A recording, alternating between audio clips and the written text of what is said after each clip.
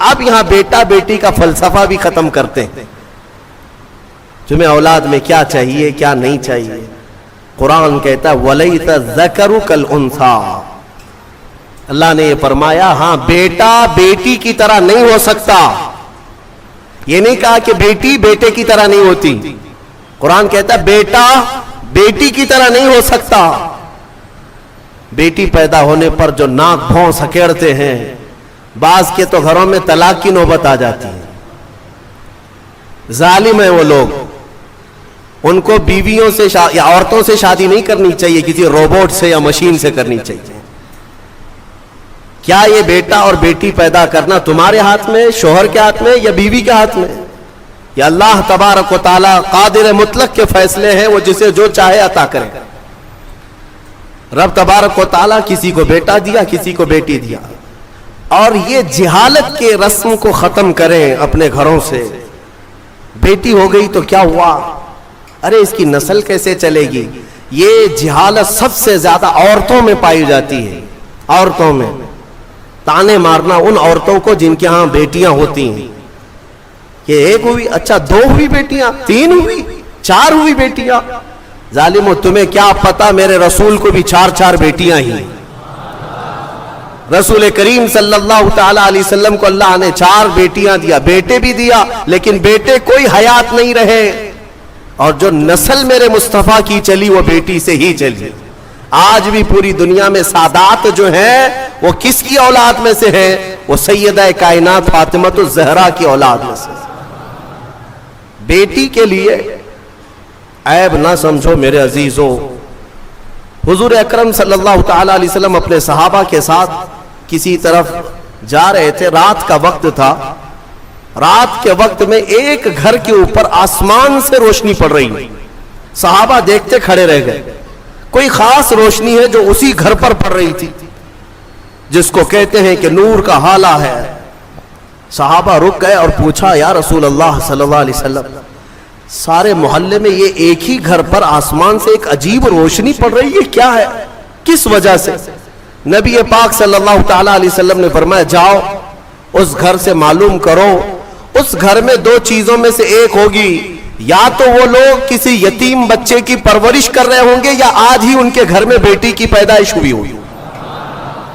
صحابہ کہتے ہم گھر گئے, وہی روشنی والے گھر.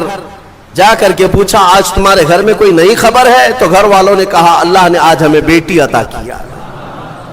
میرے عزیزو, ہمارے ہاں پہلے پرانے لوگ کہا کرتے تھے پہلی بیٹی گھی کی روٹی اور برکت والی ہوتی ہے.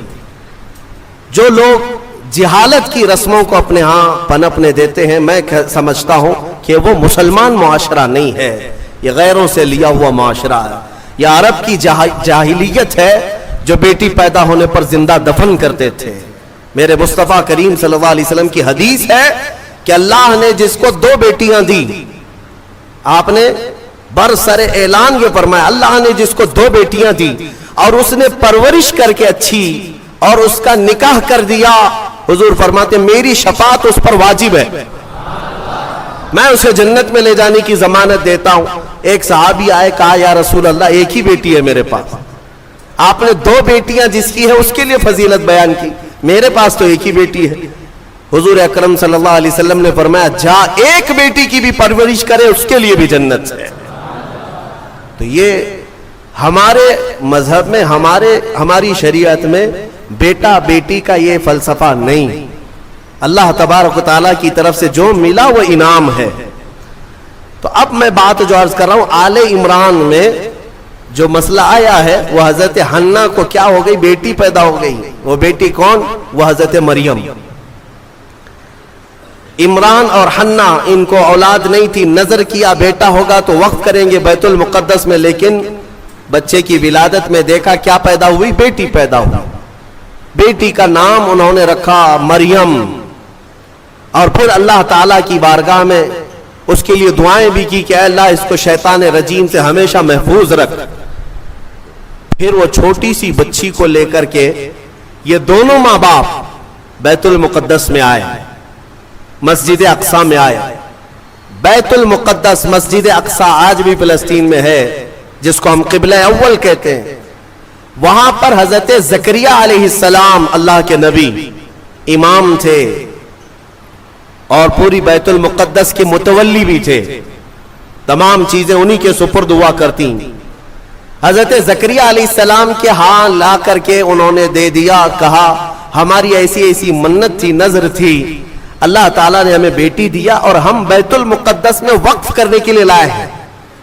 حضرت زکریہ علیہ السلام نے بیٹی کو لے لیا. اب میں آپ کو بتاؤں، زکریہ علیہ السلام کی عمر بھی کافی ہو چکی تھی، بال سفید ہو چکے تھے اور ان کو بھی اولاد نہیں تھی. زکریہ علیہ السلام کو بھی اولاد نہیں تھی، بڑھاپا ان کا بھی تھا. آپ نے بیٹی کو گود لے لیا اور بیت المقدس میں رکھ دیا، کہا کہ ٹھیک ہے جاؤ، تمہاری منت پوری ہو گئی، میں اس کی پرورش کرتا ہوں. یہ حضرت بی بی مریم کی پرورش اللہ کے گھر میں ہو رہی ہے. ایک محراب خاص کر دیا گیا بی بی مریم کی تربیت کے لیے. ایک نماز پڑھنے کے جیسے محراب ہے، ایک محراب حضرت بی بی مریم کا مسجد اقصی میں خاص ہو گیا. میں کیوں محراب کا ذکر کر رہا ہوں؟ توجہ چاہتا ہوں. قرآن میں اس محراب کا ذکر آیا ہے، اس محراب کا ذکر آیا ہے. بی بی مریم کو اس محراب کے اندر رکھا گیا. وہ آج بھی بیت المقدس میں موجود ہے، محراب مریم، اس کو محراب مریم کہتے ہیں، آج بھی ہے. وہاں پرورش کے لیے رکھا گیا. ارے دودھ پیتی بچی، اور اس کے بعد جب بڑھنے لگی تو کئی دن تک آپ نے پرورش فرمائی، سال 2 سال تک. تو 2 سال کے قریب غالباً ان کی عمر تھی حضرت بی بی مریم کی. اب قرآن کہتا ہے کلما دخل علیہا زکریا المحراب وجد عندہا رزقا. جب جب حضرت زکریا مریم کے محراب میں جاتے تو الگ الگ قسم کے پھل وہاں پر دیکھتے تھے. بے موسم کا پھل، آم کا سیزن نہیں، آم موجود ہے، انگور کا موسم نہیں، انگور موجود ہے، بغیر موسم کے بھی وہاں پھل موجود ہوتے تھے، قسم قسم کا رزق وہاں ہوتا تھا. حضرت زکریا علیہ السلام حیران ہو کر پوچھتے ہیں، قال یا مریم انا لکی ھذا، اے مریم یہ سب تیرے پاس کہاں سے آتا ہے؟ قالت، حضرت سیدہ مریم نے کہا ان اللہ یرزق من یشاء بغیر حساب. قالت هو من عند اللہ، وہ کہتی یہ سب اللہ کی طرف سے ہے، اللہ جسے چاہتا ہے بے حساب رزق دیتا. بات ہو گئی حضرت بی بی مریم کو. اب جو نکتہ مجھے بتانا ہے، توجہ چاہتا ہوں. تفسیر سننے کا اسی میں لطف ہے کہ تفسیر سننے کے بعد آپ کا عقیدہ بھی مضبوط ہو جائے، ایمان میں اضافہ بھی ہو جائے، اور یہ پتا چلے کہ سنیو تم حق جماعت پر ہو. قرآن پاک کی تفسیر سننے کے بعد یہ یقین بھی تو تمہیں ہو جانا چاہیے. بی بی مریم کہتی ہے یہ اللہ کی طرف سے ہے، رزق آتا ہے. حضرت زکریا نے دیکھا کہ بی بی مریم کو چھوٹی عمر میں اللہ غیب سے رزق دیتا ہے. اب کیا کیا حضرت زکریا، جو خود مسجد کے امام ہیں، اللہ کے نبی ہیں، سب کو پتہ ہے حضرت زکریا علیہ السلام اللہ کے نبی ہیں، عمر دراز ہو چکی، لوگوں کو عبادت وہ کراتے تھے، اللہ تبارک و تعالیٰ کی طرف انسانوں کو وہ بلاتے تھے. لیکن بی بی مریم کو دیکھنے کے بعد انہیں بھی اولاد کی خواہش ہو گئی، انہیں بھی اولاد کی خواہش ہو گئی. ہوتا ہے ایسے کہ کئی سال تک بچے نہ ہوں تو آدمی کمپرومائز کر لے کہ چلو اب تو نہیں ہونا ہے، لیکن کبھی بڑھاپے میں جانے کے بعد پھر خواہش پیدا ہو جائے، یہ تو صرف نبیوں کی شان ہے. حضرت زکریہ علیہ السلام کی خواہش ہوئی کہ کاش مجھے بھی اولاد ہوتی. تو کیا کیا حضرت زکریہ علیہ السلام؟ مسجد اقصی بیت المقدس کے امام، قرآن کہتا ہے ہنالک دعا زکریا ربہ قال رب هب لي من لدنك ذرية طیبہ انك سمیع الدعاء. حضرت زکریا علیہ السلام کے بارے میں قرآن کہتا ہے حضرت زکریا علیہ السلام بی بی مریم جہاں بیٹھتی تھی اس محراب میں آ کر کھڑے ہوئے اور اس محراب میں کھڑے ہو کر دعا کرتے، اے اللہ مجھے بھی نیک اولاد تو عطا کر دے. تو ہر ایک کی دعا سننے والا ہے. فنادته الملائکۃ وهو قائم يصلي في المحراب ان اللہ یبشرک بیحییٰ. قرآن کہتا ہے حضرت زکریا علیہ السلام ابھی اسی محراب میں کھڑے ہو کر دعا کر ہی رہے تھے، اللہ نے فرشتے کو بھیجا، جاؤ زکریا کی دعا قبول ہے، انہیں بیٹا ہی نہیں نبی کی شکل میں یحییٰ علیہ السلام دیا جائے گا، صرف بیٹا ہی نہیں یحییٰ بیٹا دے دیا گیا۔ ٹھیک ہے، دعا قبول فوراً۔ اور حضرت زکریا علیہ السلام کا بھی بڑھاپا ہے، بال سفید ہے، انہوں نے خود بیان کیا ہے، ان کی باتیں بھی قرآن پاک میں آئی ہیں کہ آپ نے یہ کہا ہے کہ اب میں بوڑھا ہو گیا، بال میرے سفید ہو گئے، سورہ مریم کی آیتوں میں ہے۔ اب مجھے عرض یہ کرنا ہے، حضرت زکریا علیہ الصلوۃ والتسلیم وہاں مریم کی محراب میں جا کر کیوں دعا کی؟ پوری مسجد ہے نا بیت المقدس، پوری مسجد ہے، کسی بھی علاقے میں بیٹھ کر کے دعا کرتے، کسی بھی خطے پر، کسی بھی مصلی پر، مریم جہاں ہے اس مصلی پر یا اس محراب پر کیوں کھڑے ہو کر دعا کیا؟ یہی سنیوں تمہیں عقیدہ میں بتانا چاہتا ہوں، اللہ والے جہاں ہوتے ہیں وہاں دعائیں قبول ہوتی ہیں۔ اجمیر میں جا کر دعا کرنے کے لیے اعلیٰ حضرت فاضل بریلوی رضی اللہ تعالیٰ عنہ نے فتاوی رضویہ شریف میں لکھا ہے، ہندوستان میں اگر کچھ علاقے ہیں جہاں پر دعائیں تیز قبول ہوتی ہیں تو ان میں ایک جگہ ہے خواجہ اجمیری غریب نواز کا دربار۔ اعلیٰ حضرت نے لکھا ہے۔ میرے عزیزوں، کیوں؟ یہ قرآن سے ثابت ہے۔ لوگ یہی کہتے ہیں نا اولیاء کے دربار میں جا کر کے پکارتے ہو، کیا مسجد میں نہیں پکارے؟ زکریا علیہ السلام سے کہو، وہ خود مسجد کے امام تھے، مصلی پر اپنے بیٹھ کر کے دعا کرتے۔ نہیں، نبی نے بھی یہ سکھایا کہ اللہ تبارک و تعالی جسے پسند کرتا ہے اس جگہ کھڑے ہو کر دعا کرو گے تو اللہ دعا قبول فرماتا ہے۔ ہاں، اللہ تبارک و تعالی کو یہ پسند ہے بے ان کے واسطے خدا کچھ عطا کرے۔ اب یہاں سے بریلی کے امام کہتے ہیں جو حضور پاک صلی اللہ تعالیٰ علیہ وسلم کے وسیلے کے منکر ہیں، ان سے بھی کہتا ہوں بے ان کے واسطے خدا کچھ عطا کرے، ہاشا، غلط غلط، یہ ہوس بے بصر کی ہے۔ ہاں، تم خام خیالی میں ہو حضور کو چھوڑ کر کے تمہیں کچھ مل جائے۔ قرآن نے بھی تمہیں یہی کہا ہے، محبوبوں کے دربار میں کھڑے ہو کر دعا کرو گے تو اللہ وہ دعائیں قبول فرماتا ہے۔ میرے عزیزوں، یہاں پر ایک اور بات میں عرض کرتا ہوں، ابھی یہ تفسیر آئی نہیں ہے لیکن وقت سے پہلے میں موضوع سے متعلق ہے اس لیے عرض کرتا ہوں۔ موضوع سے متعلق ہے اس لیے کہ حضرت موسیٰ علیہ السلام کا وہ واقعہ یاد کریں جب فرعون کا لشکر پیچھا کرنے لگا موسیٰ علیہ السلام کی جماعت کا۔ آپ مومنین کی جماعت کو لے کر چل پڑے، سامنے سمندر، پیچھے 1,00,000 کے قریب فرعون کا لشکر، کدھر جائیں؟ ادھر سمندر ہے، ادھر دشمنوں کا لشکر ہے۔ حضرت موسیٰ علیہ السلام کے ساتھ جو مومنین تھے ان کی آزمائش بھی تھی۔ ایسا موقع آ جائے، ایک طرف سمندر ہے، ایک طرف دشمن کی فوج، لیکن اللہ تعالیٰ جسے جہاں سے چاہے بچائے۔ رب تعالیٰ کا حکم ہوا کہ اے موسیٰ اس سمندر پر اپنا عصا مارو۔ آپ نے عصا لکڑی ماری تو 12 راستے خشک پیدا ہوئے۔ موسیٰ علیہ السلام کا جو قبیلہ تھا، یعنی آپ کی جو جماعت تھی مومنین کی، وہ 12 خاندانوں میں تھی، تو سب کے لیے ایک ایک راستہ سمندر میں بن گیا، سب اس راستے سے چلنے لگے۔ سمندر کے دوسرے کنارے وہ پہنچ گئے۔ فرعون نے دیکھا راستہ کھلا ہوا ہے، ہم بھی چلتے ہیں۔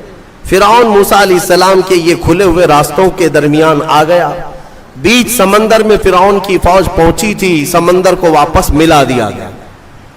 فَغَشِيَهُم مِّنَ الْيَمِّ مَا غَشِيَهُم، قرآن کہتا ہم نے ڈھانک دیا سمندر کو جیسے ڈھانکنا ہے، تو غرق ہو گئے ہمیشہ کے لیے۔ فرعون ختم ہو گیا، برباد ہوا۔ موسیٰ علیہ السلام اپنے ایمان والوں کو لے کر دوسرے کنارے پر آئے۔ جو بات عرض کرنا ہے اس کے لیے مجھے تھوڑی تفصیل بتانی پڑ رہی ہے، پورا ذہن میں آ جائے آپ۔ دوسرے کنارے آئے، موسیٰ علیہ السلام نے شکرانہ ادا کیا، یہ عاشورہ کا دن تھا۔ پھر آپ کوہ طور پر چلے گئے موسیٰ علیہ السلام، جب آپ پر تورات نازل ہو رہی تھی۔ حضرت موسیٰ علیہ السلام 40 دن کے لیے گئے تو ہوا کیا، ان کی قوم میں سامری نام کا ایک شخص تھا جو موسیٰ علیہ السلام کے خاندان کا تھا۔ اس نے کیا کیا, سارے لوگوں کے پاس جو جو سونا چاندی تھا سب اکٹھا کیا, اس کو پگھلایا, میلٹ کیا, اور اس سے ایک بچڑا بنایا, گائے کا بچڑا بنایا. اور اس کے بعد اس کی کلا کیا تھی یہی بتانا مجھے ہے. اس بچڑے کو بولنے کے قابل بنا دیا. میاں سونا اور چاندی کا وہ بچڑا بولتا تھا. اندازہ کرو, یہ سیل اور بیٹری کا زمانہ نہیں ہے کہ آج کے کھلونے جیسے بولتے ہیں. آپ کو تعجب نہیں ہوگا, لیکن وہ 3000 سال پہلے اگر بچڑا بولتا ہو بغیر سیل کے, بغیر بیٹری کے, اور کوئی نہ ٹیپ ریکارڈ, اس کے اندر کوئی چیز نہیں, لیکن بولتا تھا, تو قوم گمراہ ہو گئی. اور سامری سب کو کیا کہتا تھا کہ موسیٰ کا جو خدا ہے نا, جسے وہ ملنے گئے, وہ خدا یہی ہے, یہی بچڑا ہے. یہ بچڑے کی پوجا وہیں سے شروع ہوئی تھی. اور جو گمراہ ہوئے وہ عبادت میں لگ گئے, اور ایسی عبادت, اسی کے پاس اعتکاف, اسی سے نظر, منتیں, سب بچڑے کے پیچھے لگ گئے کہ تو ہی ہمارا سب کچھ ہے, ہمارا فلاں کر دے, ہمارا فلاں کر دے. بچڑا بولتا بھی تھا. یہ تعجب کی بات ہے نا, حیرت کی بات ہے. میرے عزیزوں, اس سے بڑے حیرت کی چیزیں بھی آ جائیں, تمہارا ایمان مضبوط ہونا چاہیے. آج کے زمانے میں میں کہتا ہوں, اگر کوئی جھاڑ, اگر کوئی درخت بولنے بھی لگ جائے اور تمہیں اپنی طرف بلائے کہ میرے اندر خدا چھپا ہے, آ جاؤ, اے ایمان والو, تمہارا ایمان مضبوط ہونا چاہیے. اور ہرگز اس طرح کی حرکتوں پر یقین نہ کرو, بلکہ یہی تسلیم کرو, پوری دنیا بھی عجوبے دکھائے, میں یہ تسلیم نہیں کر سکتا, میرا خدا تو اللہ ہی ہے. اللہ الصمد, وہ بے نیاز ہے, وہ ہماری آنکھوں میں نظر نہ آئے گا. ہم دنیا میں اس طرح بہت سارے لوگ ابھی گمراہ کرنے والے لوگ آئے, سامری کی طرح ابھی بھی بہت سارے. سوشل میڈیا میں بھی بہت سارے سامری گھسے ہوئے ہیں جو سنیوں کے عقیدے کو کیپچر کر رہے ہیں کہ خدا ہمارے پیر صاحب کے اندر آیا ہے. کبھی کوئی پیر صاحب مرید کرنے سے پہلے یہ بتا دیتے ہیں میں تمہیں خدا دکھا کر مرید کروں گا. اور کہاں دکھاتے ہیں؟ ارے بکرے کے بھیجے میں دکھاتے ہیں. ہاں, یہ سنا ہے آپ نے. ایک صاحب ہمارے پاس آئے, انہوں نے کہا تھا ہمارے پیر صاحب اس وقت تک مرید نہیں کرتے جب تک خدا کو نہیں دکھاتے. ہم نے کہا کہاں دکھاتے؟ کہا بکرے کے بھیجے میں دکھاتے. کیوں؟ پیر صاحب کا فیورٹ ہے یہ بھیجا. بھیجے میں, یہ مجھے فلسفہ نہیں سمجھ میں آیا, بھیجے میں کیوں دکھایا جاتا ہے؟ نعوذ باللہ من ذالک, نعوذ باللہ. رسول کریم صلی اللہ تعالی علیہ وسلم کے علاوہ دنیا میں کسی نے یہ دعویٰ نہیں کیا کہ میں نے اپنی کھلی آنکھوں سے اللہ کو دیکھا ہے. کسی نے یہ دعویٰ نہیں کیا.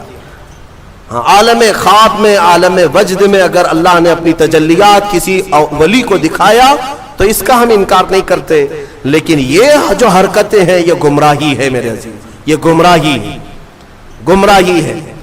تو سامری نے یہ کام کیا.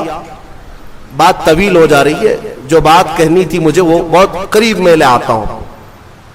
سب پوجا پاٹ میں لگ گئے, عبادت میں لگ گئے, اللہ کی عبادت سے دور بچڑے کی عبادت میں لگ گئے. موسیٰ علیہ السلام جب واپس آئے تو دیکھا ان کی قوم گمراہ ہو چکی ہے. 40 دن کا جو گیپ تھا نا, یہ قوم کو گمراہ کر گیا. اسی لیے بزرگوں نے فرمایا کہ جو عالم دین ہے یا مبلغ اسلام ہے وہ اپنی قوم سے زیادہ دور نہ رہا کرے. قوم کے اندر ہمیشہ نصیحت کرنے والا ہونا چاہیے, ورنہ گمراہ ہو جائے گی. موسیٰ علیہ السلام کی قوم جب گمراہ ہوئی تو موسیٰ علیہ السلام جلال میں آئے, اور حکم تو ان کے لیے بہت سخت نازل ہوا جو بچڑے کی پوجا میں لگے. سامری کو پکڑا موسیٰ علیہ السلام, کہا یہ بتا تو نے یہ کیا کیسے؟ بات جو کہنی ہے وہ یہی ہے. کہا تو نے یہ کیسے کیا؟ سب کا سونا چاندی میلٹ کیا, بنایا بچڑا ٹھیک ہے, لیکن یہ بولنے کے قابل کیسے کیا؟